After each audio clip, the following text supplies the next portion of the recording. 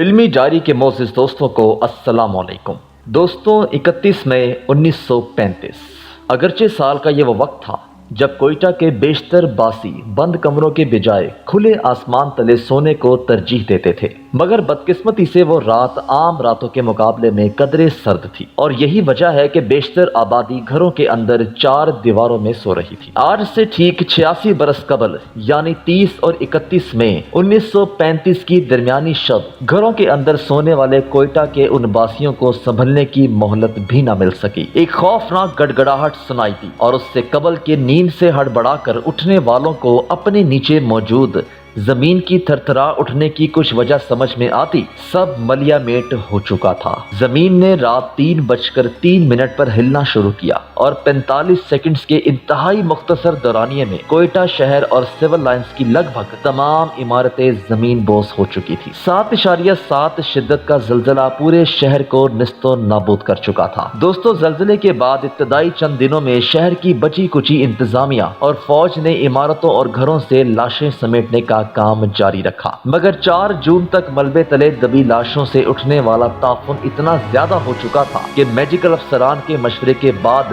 تباہ شدہ شہر کو آئندہ 40 دن کے لیے مکمل طور پر سیل کر دیا گیا تاکہ گلی سڑی لاشوں کے باعث بیماریاں پھیلنے کا خدشہ کم سے کم کیا جا سکے۔ دوستوں، پر بیان کی گئی تفصیلات سن 1935 میں کوئٹہ کے additional political agent captain LAG Pinhey کی اس report the Quetta earthquake of 31 May 1935 سے لی گئی ہیں جو انہوں نے اعلیٰ حکام کو ارسال کی تھی۔ اس زلزلے میں ہلاک ہونے والوں کی ملبے کے ڈھیر تلے تلاش اور لاشوں کو ٹھکانے لگانے کا کام اتنا مشکل تھا کہ ایڈیشنل پولیٹیکل ایجنٹ نے اس حوالے سے ایک مکمل باب لکھا ہے جس میں وہ لکھتے ہیں کہ 1 جون 1935 کی صبح سے لاشوں کو اٹھانے کا کام شروع کیا گیا اور 3 جون تک لگ بھگ 5000 لاشیں اٹھائی گئیں جنہیں لاریوں کے ذریعے شہر سے منتقل کیا گیا۔ مسلمان میتوں کی شہر کے جنوب میں واقع قبرستان میں تدفین ہوئی، جبکہ ہندو شہریوں کی میتوں کے کریا کرم کے لیے شہروں کے مختلف حصوں میں عارضی شمشان گھاٹ بنائے گئے اور میتوں کو جلانے کے لیے تمام دستیاب ذرائع سے لکڑیوں کا ہنگامی بنیادوں پر بندوبست کیا گیا۔ دوستوں، 4 جون کو لاشوں سے اٹھنے والا تعفن اس حد تک ناقابل برداشت ہو چکا تھا کہ کوئٹہ شہر کو مکمل سیل کرنے کا فیصلہ کیا گیا اور ملبے تک موجود مزید میتوں کی تلاش کے کام کو 20 جولائی تک روکنا پڑا۔ 4 جون سے پہلے تک سڑک کنارے یا ملبے کے اوپر موجود بیشتر لاشوں کو اٹھا کر ٹھکانے لگایا جا چکا تھا۔ ہلاکتوں کی اصل تعداد کے بارے میں کچھ کہنا ابھی قبل از وقت ہوگا، مگر اندازہ ہے کہ اس زلزلے میں 25 سے 30 ہزار افراد ہلاک ہوئے۔ سن 2005 میں BBC میں شائع ہونے والی ایک رپورٹ کے مطابق امریکی جیولوجیکل سروے نے اس زلزلے میں ہلاک ہونے والوں کی تعداد کا تعین 60,000 کے لگ بھگ کیا ہے۔ دوستوں، ماہر ارضیات اور بلوچستان یونیورسٹی کے سابق dean faculty of earth and environmental sciences professor doctor Deen Muhammad Kakar کی تحقیق کے مطابق ریکٹر اسکیل پر زلزلے کی شدت 7.7 تھی اور زیر زمین کی گہرائی فقط 30 کلومیٹر تھی۔ دوستوں، اگرچہ زلزلے کے آنے کے صحیح وقت کے حوالے سے متضاد آ رہا ہے، مگر محکمہ موسمیات کوئٹہ کے دفتر میں موجود ایک گھڑیال اس سلسلے میں رہنمائی فراہم کرتا ہے۔ یہ گھڑیال گزشتہ 86 برس سے خاموش ہے کیونکہ یہ اس المناک واقعے کا اہم گواہ ہے۔ 31 مئی 1935 کو صبح 3:04 پر یہ گھڑیال اس وقت خاموش ہو گیا تھا جب زلزلے کے باعث اسے نقصان پہنچا۔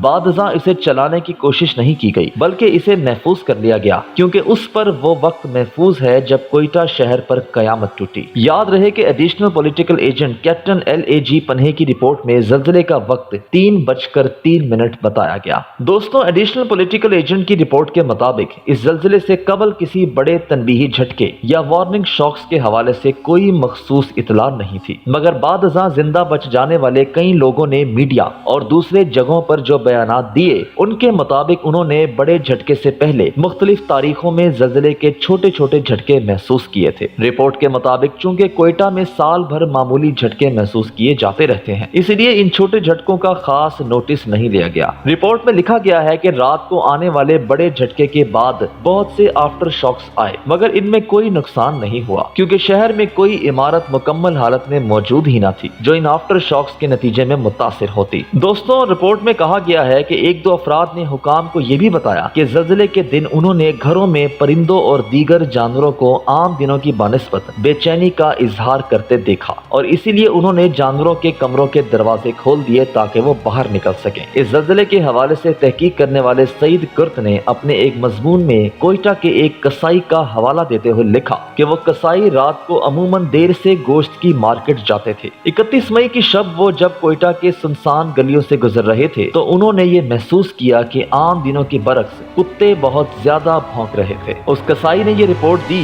कि रात 3 बजे के करीब उन्होंने एक खौफनाक गड़गड़ाहट सुनी और उसके साथ इमारतों को मलबे का ढेर बनते देखा। दोस्तों, उस वक्त कोयटा गैरिजन्स के general officer commanding GOC general कार्सलिक थे। एडिशनल पॉलिटिकल एजेंट की रिपोर्ट के मुताबिक उन्होंने ज़लज़ले के फौरन बाद कंट्रोल रूम से राब्ता किया तो उन्हें बताया गया कि शहर गिरदो गुबार से अटा हुआ है, हर तरफ चीखों पुकार की आवाजें आ रही हैं और ख्याल ये है कि शहर तबाह हो चुका है। जनरल कार्सलिक ने फौरी तौर पर इमरजेंसी का ऐलान किया और फौज को स्टैंड बाई रखने का हुक्म जारी किया। ताहम एडिशनल पॉलिटिकल एजेंट के रिपोर्ट के मुताबिक फौज ने आधे घंटे में शहर की जानिब मूव करना शुरू किया। मुहक्किक और साबिक डायरेक्टर जनरल महकमे ताल्लुकात आमा हुकूमत बलोचिस्तान नूर खान मोहम्मद हसनी के मुताबिक ज़लज़ले की इत्तला 31 मई की शब ही शिमला पहुंचा दी गई थी। इस इत्तला के बाद हुकूमत की जानिब से अगले रोज प्रेस को एक मुख्तसर बयान जारी करते हुए बताया गया कि कोयटा शहर तबाह हो गया है और चंद हजार नफूस जिंदा बच गए हैं। मोहम्मद हसनी के मुताबिक 1 जून 1935 को ज़लज़ले के हवाले से मुकर्रर करदा राबता अफसर और अफसर इत्तलात NCO मोर्जी ने बजरिया टेलीफोन दिल्ली में महकमा इंफॉर्मेशन के जरिए यह बयान जारी कराया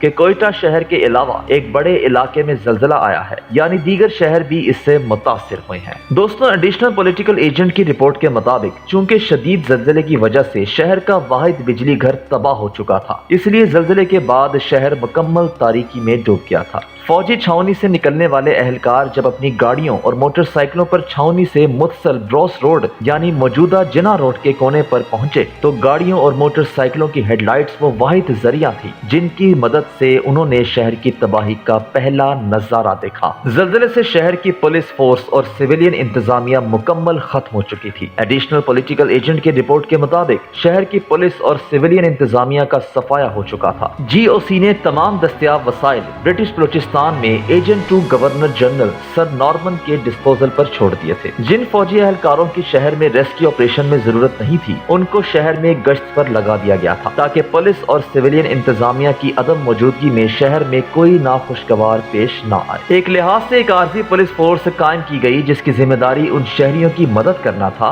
जो उस ज़लज़ले में जिंदा बच गए थे, मगर जिन्हें समझ नहीं आ रहा था कि वो इस मुश्किल वक्त में क्या करें। इस आर्जी पुलिस फोर्स को चलाने की जिम्मेदारी इन फौजी स्टूडेंट अफसरों को सौंपी गई जो कि कोर्स के लिए स्टाफ कॉलेज आए हुए थे। दोस्तों, एडिशनल पॉलिटिकल एजेंट की रिपोर्ट के मुताबिक agent to governor general sir Norman ने यह महसूस किया कि अफसरों और एहलकारों की कमी की वजह से सिविलियन इंतजामिया शहर के इंतजाम को नहीं चला सकती, इसलिए उन्होंने 31 मई को ही शहर का कंट्रोल जनरल क्लार्सिक के हवाले किया जिन्होंने कोयटा में मार्शल लॉ नाफिज करने का ऐलान किया। मौजूदा खैबर पख्तूनख्वा की हुकूमतों ने कोयटा के लिए स्पेशल पुलिस फोर्सेस को रवाना किया। इन दोनों इलाकों से पुलिस फोर्स आने के बाद ये महसूस किया गया कि अब सिविलियन अथॉरिटी दोबारा शहर का इंतजाम संभाल सकती है, लिहाजा सिर्फ 4 हफ्ते बाद यानी 28 जून को मार्शल लॉ खत्म कर दिया गया। दोस्तों, रिलीफ हेडक्वार्टर में इस हवाले से जो इजलास हुआ इसमें 6 तरजीहात तय की गई, जिनमें से पहली ये थी कि जो लोग जिंदा बच गए हैं उनको रेस्क्यू किया जाए। इस मकसद के लिए शहर को 8 सेक्टर्स में तकसीम किया गया और फौज के मुख्तलिफ यूनिटों को इस काम पर लगा दिया गया। इस सिलसिले में एक मुश्किल ट्रांसपोर्ट की अदम दस्तयाबी थी क्योंकि शहर में मुसाफिर लारियों समेत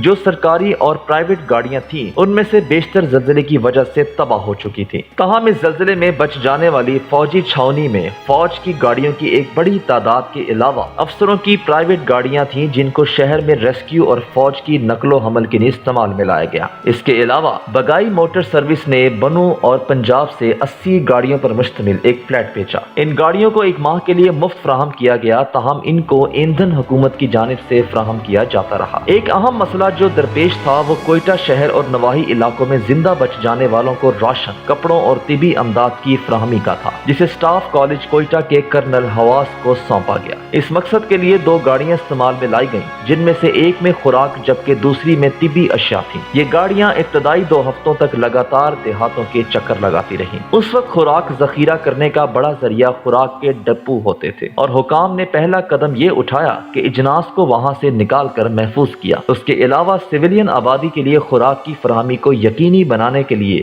فوج کے راشن میں کمی کی گئی۔ ریس کورس کیمپ میں پناہ لیے ہوئے افراد کی تعداد 10,000 تھی۔ دوستو، نور خان محمد حسنی کی تحقیق کے مطابق حکام کی جانب سے جاری کردہ پہلی رپورٹ میں مرنے والوں کی تعداد صحیح نہیں لکھی گئی۔ اس زلزلے کے 3 ماہ بعد شائع ہونے والی رپورٹ میں مرنے والوں کی تعداد 25 سے 30,000 کے درمیان لکھی گئی، جبکہ 15 ماہ بعد شائع ہونے والی ایک سرکاری رپورٹ میں شہر کی آبادی 50,000 اور مرنے والوں کی تعداد 40,000 بیان کی گئی۔ نور خان کے مطابق ہلاک شدگان کی تعداد کم ظاہر کرنے کی ایک وجہ یہ بھی تھی کہ انتظامیہ اور فوج پر یہ الزام لگایا گیا تھا کہ زلزلے کے بعد امدادی کام میں تاخیر کی گئی۔ پہلے کئی گھنٹے چند سو برطانوی خاندانوں کو تلاش کرنے اور ان کو محفوظ مقام پر پہنچانے میں صرف کیے گئے۔ نور خان محمد حسنی کے مطابق اسٹاف کالج میں کورس کرنے والے ایک برطانوی افسر نے، جو زلزلے کے بعد کوئٹہ میں امدادی کام کرتے رہے، لکھا کہ 70,000 سے زائد افراد ہلاک ہوئے تھے۔ کیپٹن LAG پنہے کی رپورٹ میں کوئٹہ کے علاوہ ریاست کلات میں مستونگ اور کلات کے علاقوں میں بھی ریلیف اور نقصانات کے ازالے کا ذکر کیا گیا ہے۔ اس وقت لوگوں کے گزر بسر کا سب سے بڑا ذریعہ کھیتی باڑی تھی اور اس میں بڑا کردار بیلوں کا تھا۔ رپورٹ کے مطابق بیلوں کے نقصانات کے ازالے کے حوالے سے متاثرین کی جانب سے جو دعوے سامنے آئے وہ مشکوک اور زیادہ لگ رہے تھے، جس پر یہ فیصلہ کیا گیا کہ لوگوں سے قرآن پر حلف لیا، اور جس نے بھی حلف اٹھایا کہ زلزلے میں ان کے بیل مر گئے ہیں تو ان کو دعوے کے مطابق بیل دیا جائے گا۔ دوستو، ماہر ارضیات پروفیسر دین محمد کاکڑ کہتے ہیں کہ 1934 میں کوئٹہ کے قریب ہرنائی کے علاقے میں ایک زلزلہ آیا تھا، جس کے بعد انگریزوں نے ریلوے اسٹیشنز اور بعض دیگر سرکاری عمارتوں کی تعمیر کو محفوظ بنانے کے لیے اقدامات کیے۔ تاہم کوئٹہ شہر میں سویلین تعمیرات کے حوالے سے اس کا خیال نہیں رکھا گیا۔ وہ بتاتے ہیں کہ 1935 کے بعد بلڈنگ کوڈ کا نفاذ کیا گیا، جس کے بعد 70 کی دہائی تک اس پر عمل درآمد ہوتا رہا۔ تاہم اس کے بعد بڑے پیمانے پر اس کی خلاف ورزی کی گئی۔ ماہرین کے مطابق اس خلاف ورزی کی وجہ سے کوئٹہ میں کسی بڑے زلزلے کے باعث خدا نہ خواستہ زیادہ نقصانات کا اندیشہ ہے، بلکہ پروفیسر دین محمد کے بقول اب تو کوئٹہ کا اللہ ہی حافظ ہے۔ دوستو، اس زلزلے میں بہت سارے نابغہ روزگار لوگ بھی مارے گئے، جن میں نواب یوسف عزیز خان مگسی بھی شامل تھے۔ وہ نہ صرف ایک صحافی تھے بلکہ کالونیل نظام کے خلاف جدوجہد کرنے والے رہنماؤں میں شامل تھے۔ ان میں بہت سارے ہلاک ہونے والوں کی یادگاریں بھی تعمیر کی گئیں، جن میں سے بعض اب بھی موجود ہیں۔ ہلاک ہونے والے مسیحیوں کی یاد میں ایک یادگار حالی روڈ پر اب بھی موجود ہے، جس پر ہلاک ہونے والے افراد کے نام کنندہ ہیں۔ اس زلزلے میں ریلوے کے 154 ملازمین اور ان کے 489 رشتہ دار ہلاک ہوئے، جبکہ 98 ملازمین اور 181 رشتہ دار زخمی ہوئے تھے۔ ریلوے کے جو ملازمین ہلاک ہوئے تھے ان کے نام کوئٹہ ریلوے اسٹیشن کے داخلی راستے پر کنندہ کیے گئے ہیں۔ ایڈیشنل پولیٹیکل ایجنٹ کی رپورٹ کے مطابق جو لوگ اس سانحے میں ہلاک ہوئے تھے ان کی لاشوں کے حوالے سے مذہبی رسومات مکمل طور پر ادا کی گئی تھی۔ رپورٹ میں کہا گیا کہ ہندو برادری سے تعلق رکھنے والے افراد کی لاشوں کو جلانے کے بعد ان کے رشتہ داروں یا دوستوں کے حوالے ان کی راکھ کو کیا گیا۔ رپورٹ کے مطابق ہندوؤں کی جو لاوارث لاشیں تھیں ان کی راکھ کو گنگا میں بہانے کے لیے سرکاری خرچ پر بھیجا گیا تھا۔ دوستو، یہ تھی محض 45 سیکنڈ میں کوئٹہ کے شہر کی مکمل تباہی کی داستان۔ امید ہے کہ آپ کو آج کی ویڈیو بےحد پسند آئی ہوگی۔ پسند آنے کی صورت میں لائک کیجیے اور دوستوں کے ساتھ شیئر ضرور کیجیے گا۔ اگلی ویڈیو کے ساتھ انشاءاللہ جلد حاضر ہوں گے، تب تک کے لیے اللہ حافظ۔